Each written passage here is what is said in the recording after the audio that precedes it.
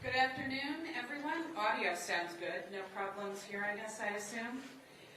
Thank you for joining us. I want to quickly run through the program. In a moment, I will introduce our National President and Negotiating Committee Chair, Fran Drescher, and National Executive Director and Chief Negotiator, Duncan Crabtree Ireland. Duncan and Fran will have an announcement and remarks, and we'll follow with a Q&A. We will also bring the negotiating committee members up for photo opportunities, and we'll conclude about 20 or 30 minutes into Q&A. If you have a question during the Q&A, please raise your hand. I will recognize you, but not a lot of yelling. Let's just be nice and genteel. And Duncan and Fran will answer as many questions as they can. Again, welcome, and please say good afternoon to SAG-AFTRA National President Fran Drescher, also Chair of the Negotiating Committee, and Duncan Crabtree Ireland.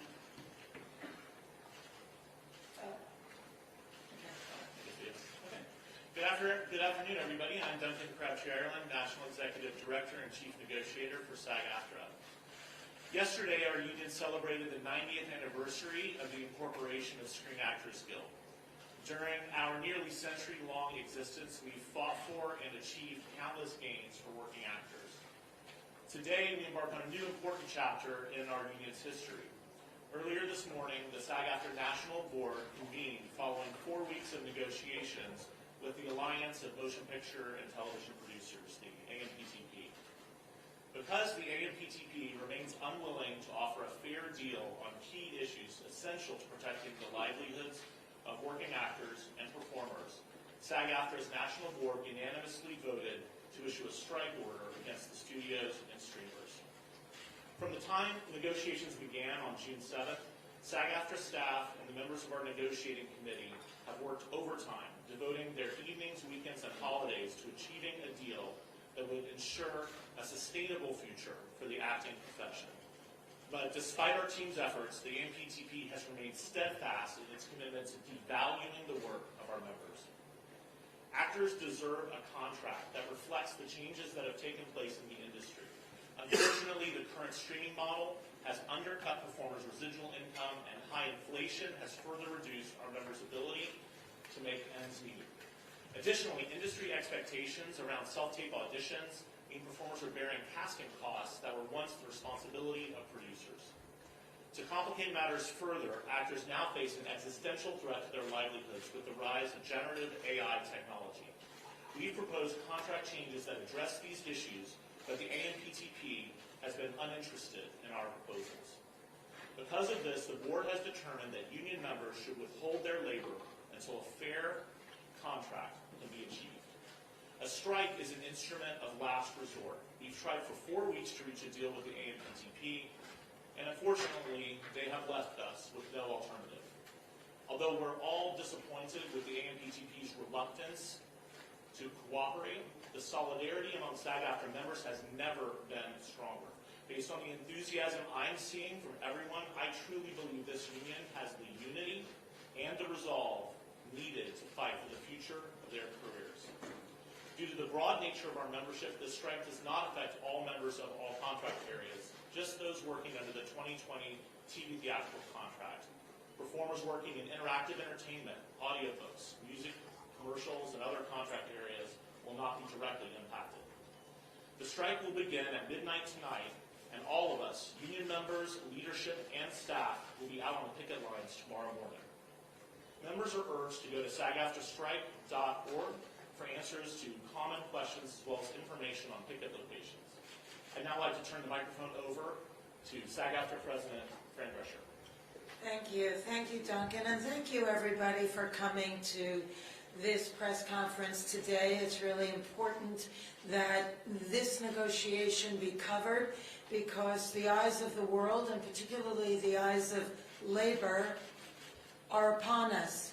What happens here is important because what's happening to us is happening across all fields of labor by means of when employers make Wall Street and greed their priority and they forget about the essential contributors that make the machine run, we have a problem. And we are experiencing that right at this moment. This is a very seminal hour for us. I went in earnest, thinking that we would be able to avert a strike. The gravity of this move is not lost on me or our negotiating committee or our board members who have voted unanimously to proceed with a strike.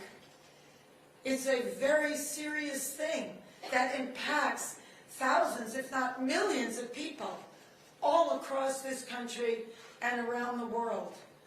Not only members of this union, but people who work in other industries that service the people that work in this industry.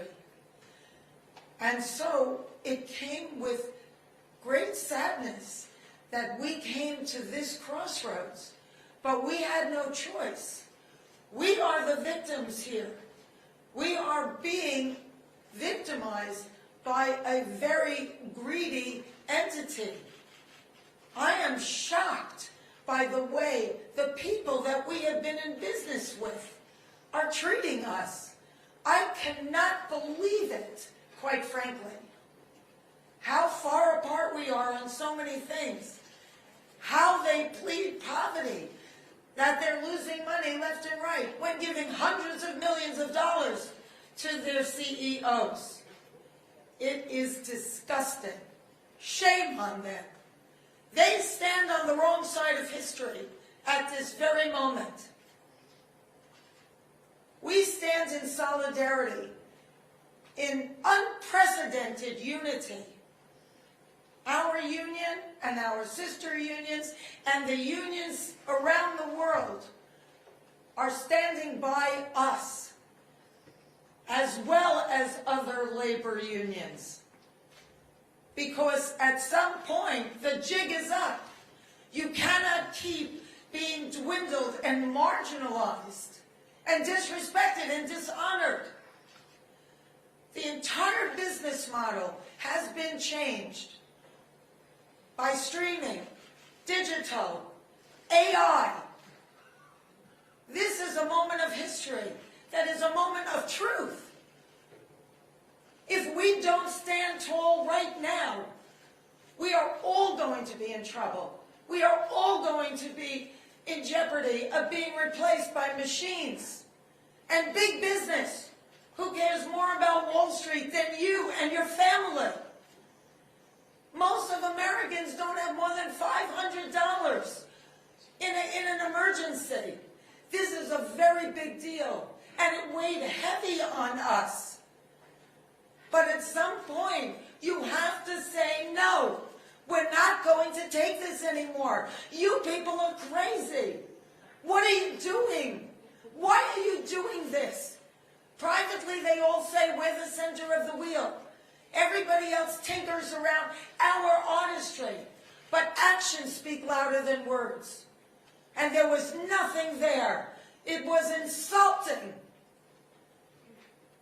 So we came together in strength and solidarity and unity with the largest strike authorization vote in our union's history. And we made the hard decision that we tell you as we stand before you today. This is major.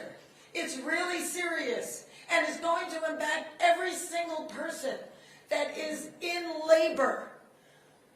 We are fortunate enough to be in a country right now that happens to be labor-friendly. And yet, we were facing opposition that was so labor-unfriendly, so tone-deaf to what we are saying. You cannot change the business model as much as it has changed and not expect the contract to change too. We're not going to keep doing incremental changes on a contract that no longer honors what is happening right now with this business model that was foisted upon us. What are we doing? Moving around furniture on the Titanic? crazy. So the jig is up, AMPTP. We stand tall. You have to wake up and smell the coffee. We are labor and we stand tall and we demand respect and to be honored for our contribution. You share the wealth because you cannot exist without us. Thank you.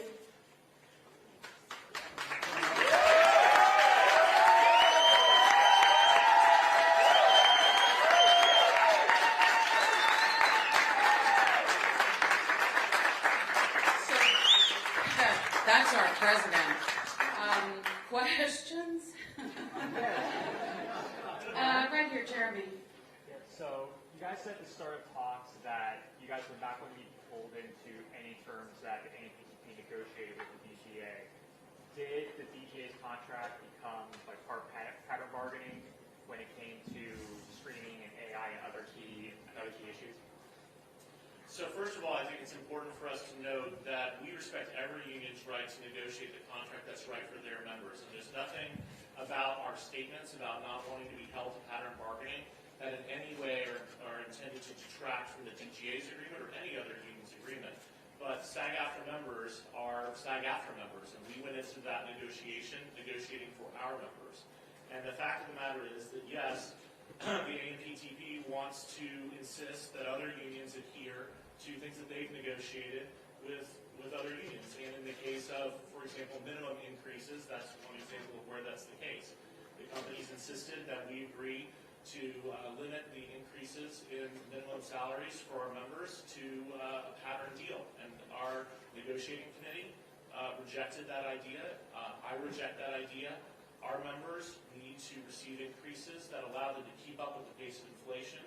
We believe that our members should not be working in 2023 for less money in real dollars than they made in 2020. And we certainly believe that our members should not be working at the end of the term of this contract in 2026 for less money than they made in real dollars in 2020. That's wrong, it's unfair, and it's unacceptable. And so we didn't reach any agreement on that point. Duncan. Hang on one second, please. I'd like the committee to come in and join the negotiators, please. Committee members?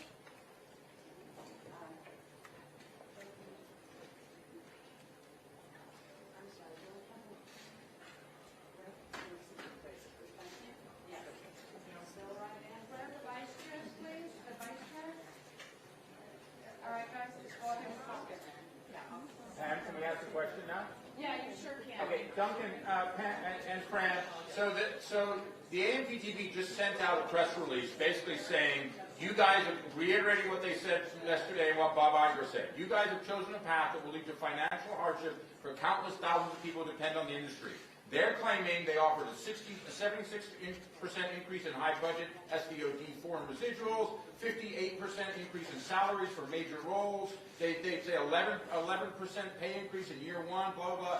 They're claiming all these double-digit promises. And they're claiming they had a groundbreaking, I'm quoting them, AI proposal which protects performers' digital likeness. So what do you say to that?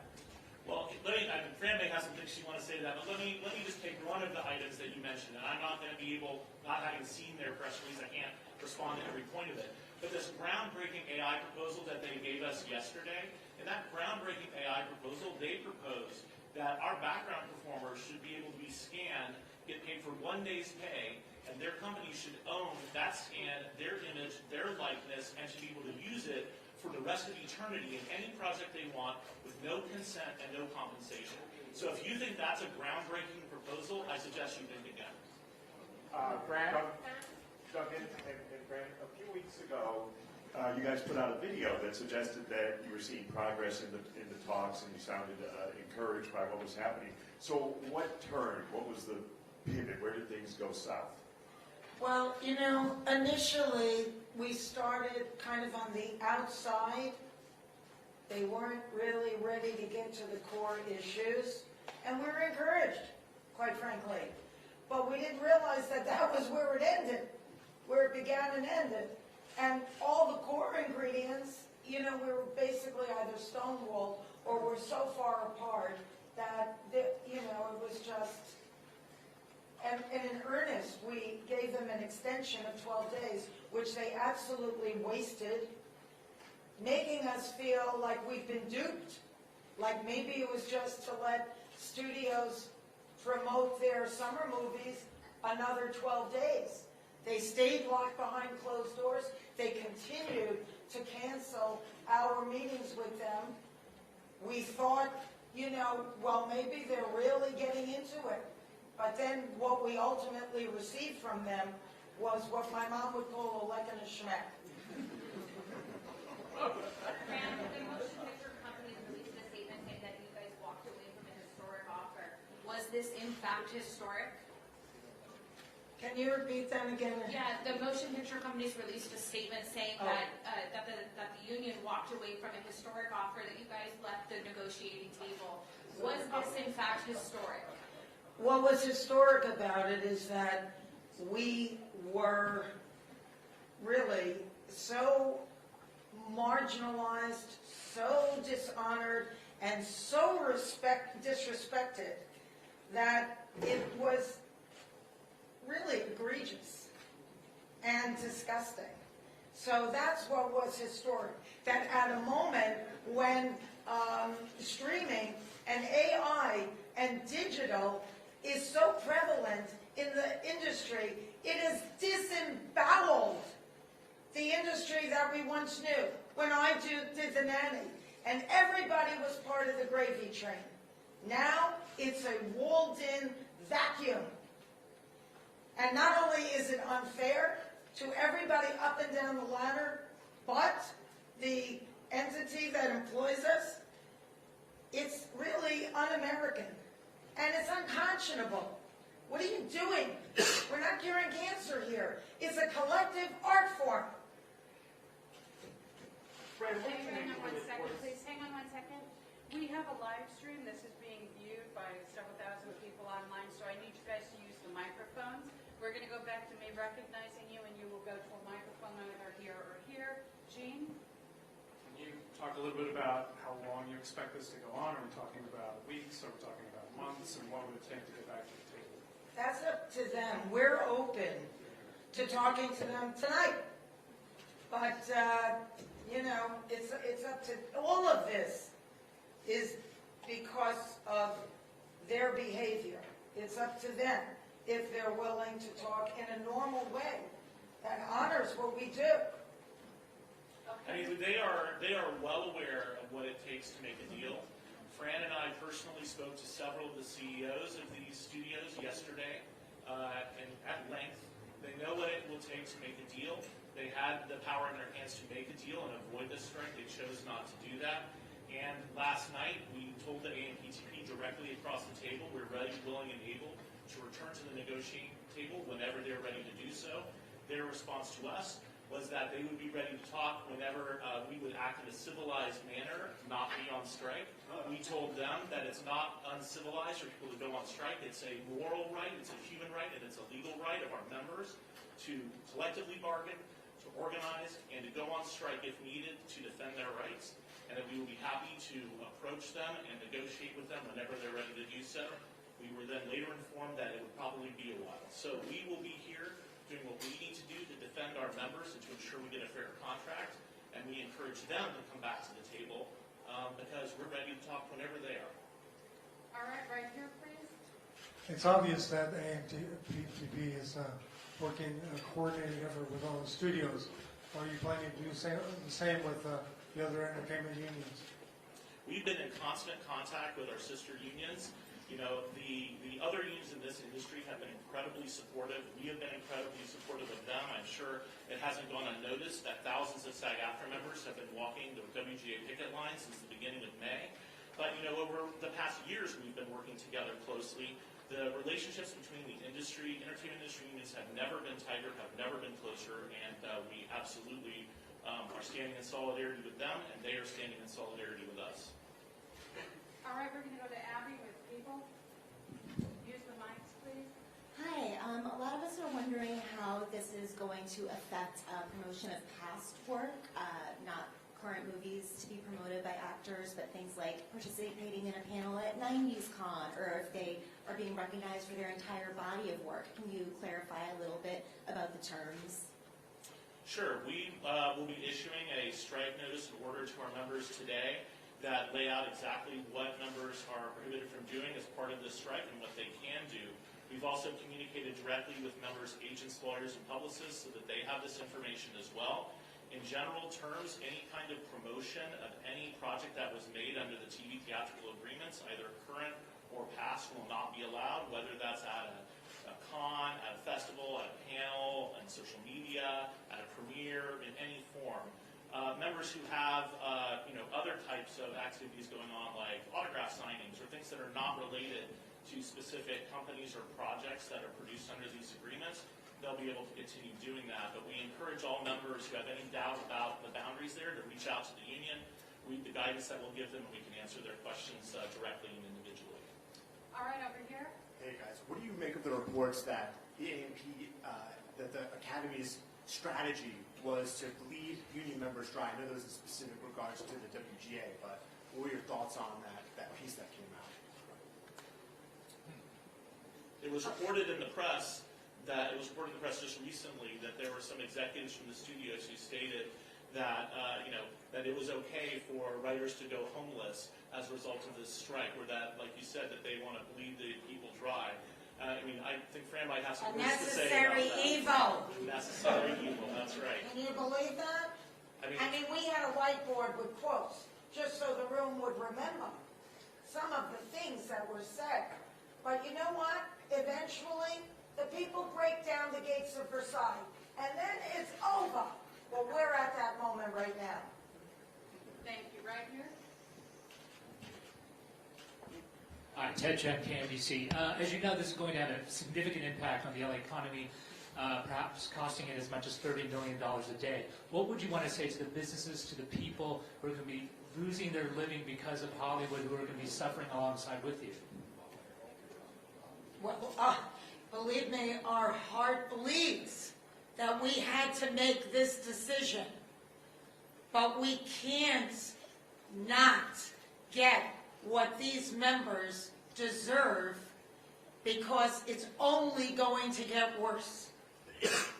This is where we drew the line in the sand, and it's a terrible thing to have to do, but we were forced into it. And let's not forget, actors are working people too, alongside everyone else in this economy. And every working person should feel empowered to stand up for themselves. And when an employer, especially these big multinational corporations, wants to take advantage of you, wants to use their power to squash you under their heel, it is your right and your obligation to stand up to them. And I have a very strong feeling that those other people, whether they're parts of unions yet or not, will see what our members are doing and will understand why we had to do it. And Fran and Duncan, I have a quick question, Leslie, the Associated Press. How do you anticipate that this will affect Emmy's campaigning amongst actors, since nominations were just announced yesterday? Our strike rules will not allow any form of promotion for television series, streaming series that have been produced under these contracts. My expectation is to bring any actor participation in Emmy campaigning to a close. Hi, Charlie Trepani with USA Today. You mentioned some of the issues that went into this decision. Do you want to strike, involving salary and generated AI? Was there one particular overriding issue that proved to be the biggest deal breaker for the union? I think there are several really important issues. Fran and I talked to the CEOs about those issues yesterday, and we've mentioned a couple of them. AI, of course, is really important. But in addition to that, the basic respect reflected in minimums that keep you at least so that you're not earning less money today than you were earning years ago, that's another example. And also, as Fran has talked about, the fact that this business model has been changed, but the companies want to just keep our members locked in a contract that doesn't reflect that change. We have a proposal regarding the sharing of revenue from streaming services that has been on the table since day one of negotiations. The companies have refused to engage on that proposal and give it any meaningful discussion, much less agree to it. And we discussed that issue with the CEOs yesterday as well. Okay, right here, please. Duncan, in the name of the Spanish language broadcasters that we are here at this press conference, I would like to ask you in Spanish, ¿qué provocó el rompimiento de estas negociaciones y de qué manera han sido tratados por los representantes de los productores y los estudios cinematográficos? Pues pienso que el problema en estas negociaciones es la realidad que los representantes de los productores no tienen respeto por los actores y actrices que están trabajando bajo sus contratos y quienes trabajo es lo que hace posible esta industria.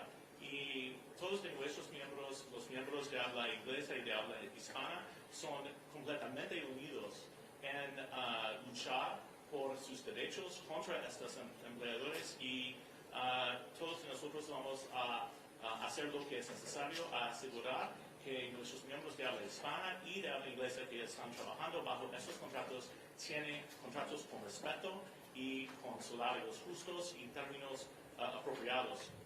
También la niñera says no más. I'm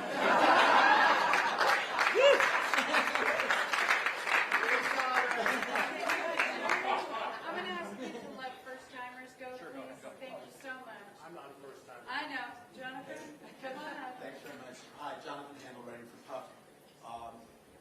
You know, Fran and Duncan, you both cast as I want to step back, as existential. And that makes the stakes very high. And of course, the companies claim it's existential for them in terms of the challenges that the business is facing economically in theatrical, in linear television, the amount of money they needed to spend to compete with Netflix in streaming. How do you win a victory in a situation where there's just so much head-to-head, so much fear, uncertainty, doubt, and so much at stake? I just say that I have zero doubt that these companies could agree to every single item in our proposal package without a problem whatsoever in their bottom line. They could do that. They choose not to do that. We told the CEOs yesterday, and we've told the AMPTP across the table as it relates to our streaming revenue share proposal, that we would be flexible on the terms of that. The issue is that there has to be a change in the structure. It's like what Fran said, we can't continue working off of a contract that was designed for a different business model. Despite that indication of flexibility, unwillingness to move in our direction or even substantively discuss the proposals.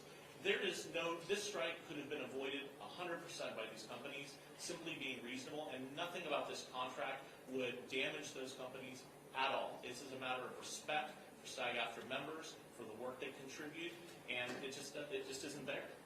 Fran, do you want to add to that? Do I? You Well, want to add that? I said to their faces that, you're sitting there trying to squeeze us out of our livelihood. You're systematically figuring out ways to carve us out of what is due us. And you're sitting on the wrong side of history. Shame on you. That's what I have to say. Thank you. All right, right here, please. Alison Petrowski, Channel 9 Australia. Fran, you mentioned that the eyes of the world are watching at the moment. What is your message to actors and other members of the entertainment industry operating in different parts of the world, but fighting the same battles that you are here? Well, we all have to stand together on this because it's like a malignancy that's spreading, and we're already in stage 4. And if it doesn't get attended to immediately and swiftly, with precision, it's going to destroy not only each of us, but the industry at large. I'll just add, SAG-AFTRA has members all around the world, and we also have extremely close relationships with our sibling actor unions all around the world as well. And there have been plenty of times in the past when SAG-AFTRA members have gone to bat to fight for our fellow members around the world, whether it be in New Zealand with respect to the Hobbit situation, whether it be in South Africa, helping our colleagues there achieve copyright protections in their domestic law that they didn't have before. We've stood by and we do stand by them, and we know that they stand by us. We've spoken to them, and we know that we have solidarity from actors all around the world because they know this is a just fight. This is the same fight that they have. We're all in it together, and we are going to win it. Thanks, Duncan. Another first-time question? Hi,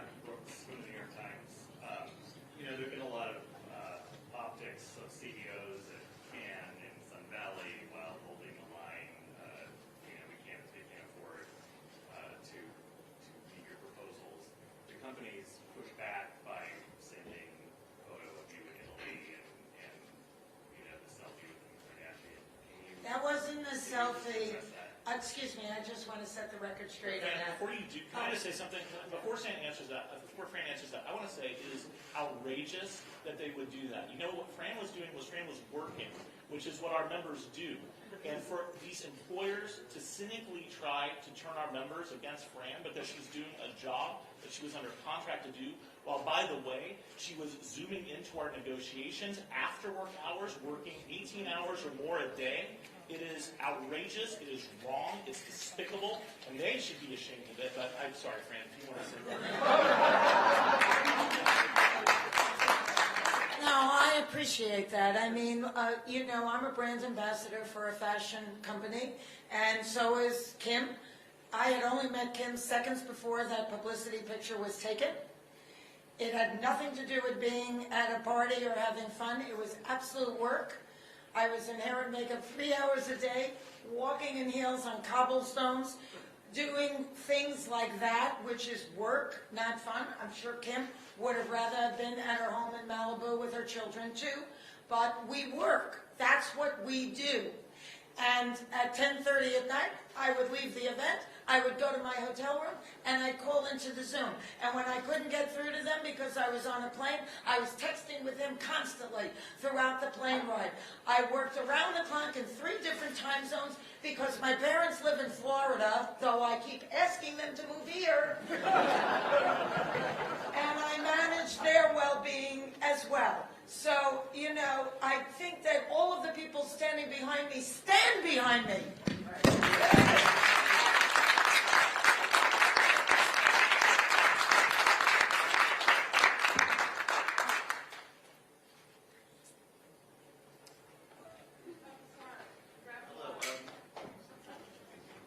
Jeremy? Just Duncan, quick follow-up on, you said there was a proposal regarding streaming since the AMPTP did not engage with. I was wondering just talk a little bit more about what some of the terms were, particularly involving viewership data, because I know that was an issue that actors really raised about tying viewership data to residuals. Sure, I mean, I hesitate to get too much into the weeds, but the concept of this proposal, which was actually inspired by Fran, was that we would receive a percentage of streaming subscription revenue, and that streaming subscription revenue would be divided up by project based on the project's contribution to the success of that streaming service.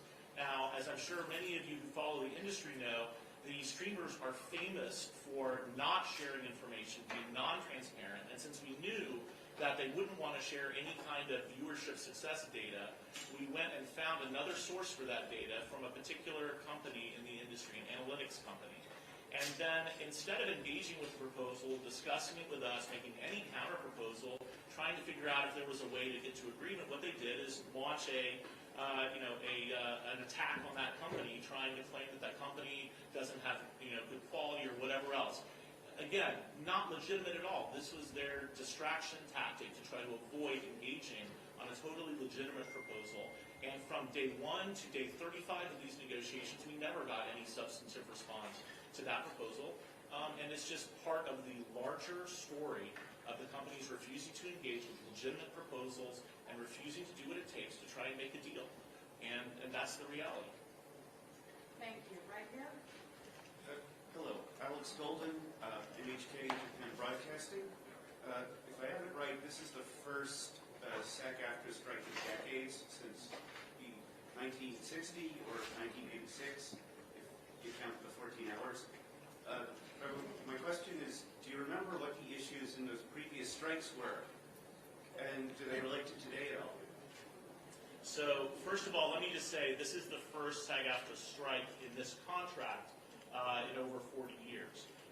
It is true we have had other strikes since that time in other contracts, but this is not a strike-happy union. This is a union that views strikes as a last resort, but we're not afraid to do them when that's what it takes to make sure our members receive a fair contract. Our strike in 1960 is the reason that our members have a health plan. It's the reason that our members have a pension plan, and it's the reason why our members get residuals. And successive strikes since then have been the way that we have achieved key proposals that have been necessary to keep our members, having a professional life, having a career, and having the ability to do this job. I'm not an actor, but I know, because I spend all my time around actors, it is a hard job. Anyone who doesn't know that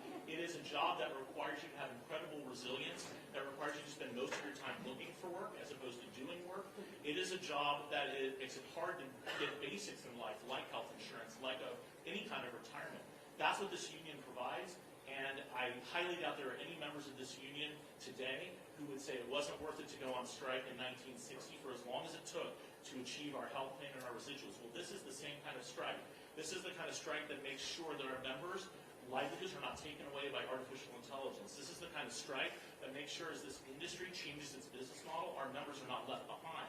This is the kind of strike that says our members are not going to take less money 6 years later because of inflation that the companies refuse to account for, and a host of other things. And it's the kind of strike that is unfortunate. It's sad that we're at this point, but it's 100% necessary, and it's 100% deserved by the actions of these companies.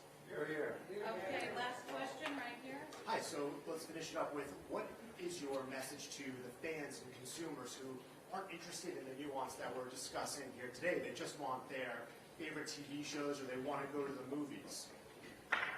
Well, what makes you think they're not interested in what's happening here? I think that they have an allegiance to all of us because we bring joy to their lives, we bring entertainment to their lives, and during COVID, they turned to us for everything.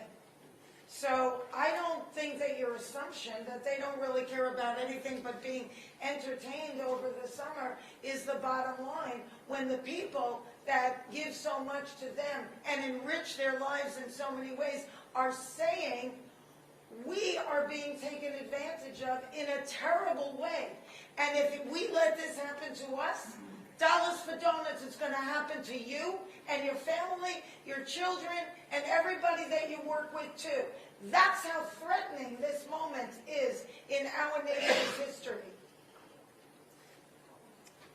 Thank you, everyone. Thank you, Fran.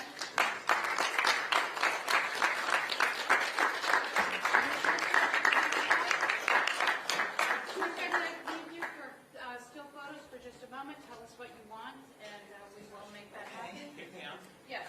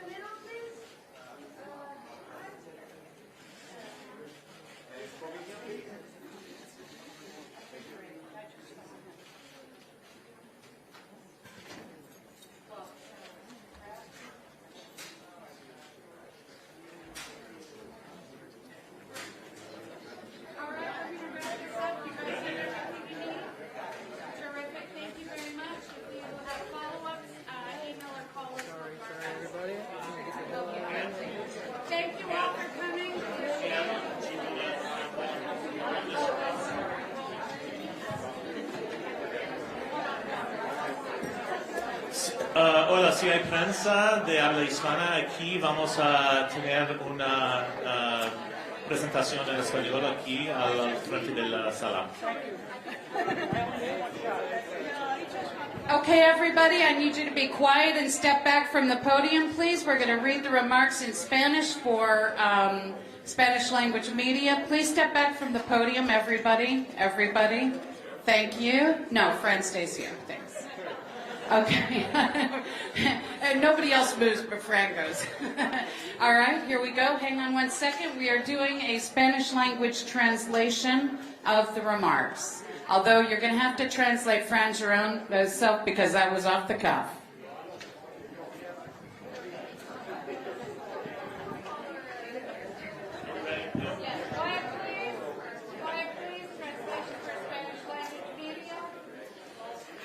Buenas tardes a todos. Soy Dr. Crash Garland, director ejecutivo nacional y jefe negociador de SAG-AFTRA.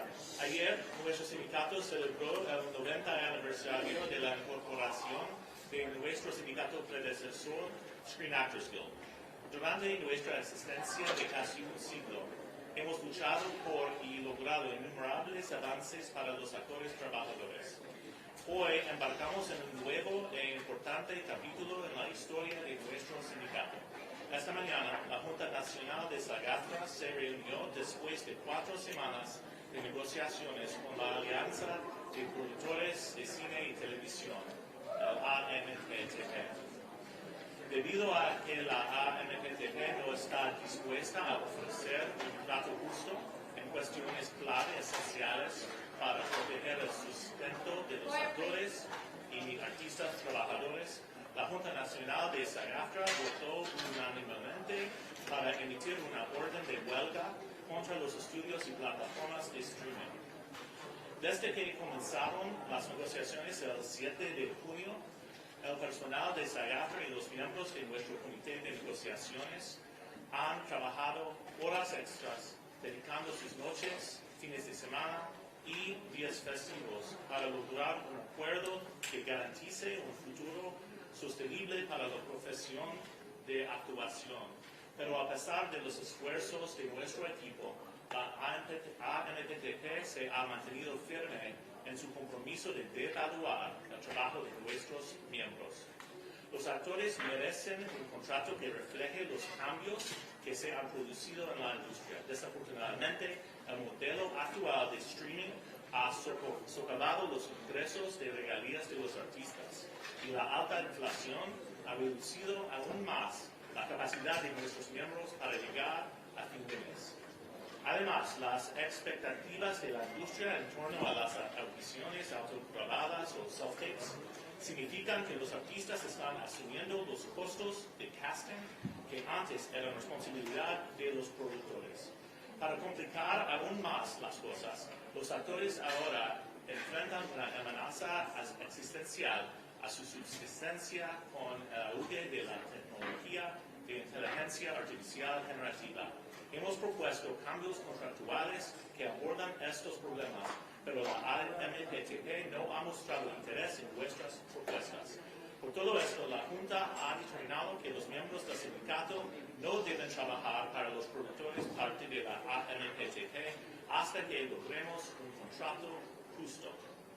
La huelga es un instrumento de último recurso. Hemos intentado durante 4 semanas llegar a un acuerdo con la AMPTP y desafortunadamente nos han dejado sin alternativa. Aunque todos estamos decepcionados con la renuencia de la AMPTP a cooperar, la solidaridad entre nuestros miembros de SAG-AFTRA nunca ha sido más fuerte. Basándome en el entusiasmo que veo en todos, realmente creo que este sindicato tiene la unidad y la resolución necesarias para luchar por el futuro de sus carreras. Debido a la amplia naturaleza de nuestra membresía, esta huelga no afecta a todos los miembros o áreas de contrato, solo a aquellos que trabajan bajo el contrato de cine y televisión 2020. Los artistas que trabajan en entretenimiento interactivo, audiolibros, música, comerciales y otras áreas de contrato no se verán afectados. Gracias. Thank you. And everybody who stayed, you'll be the first to know that our negotiating committee and leadership are going to be picketing tomorrow morning at 9 a.m. You can find them here loading a bus or at Netflix at 9, and it will go from Netflix to Paramount to Warner Brothers to Walt Disney. Thank you all for coming. Gracias. Hey, Sean. How are you? Busy?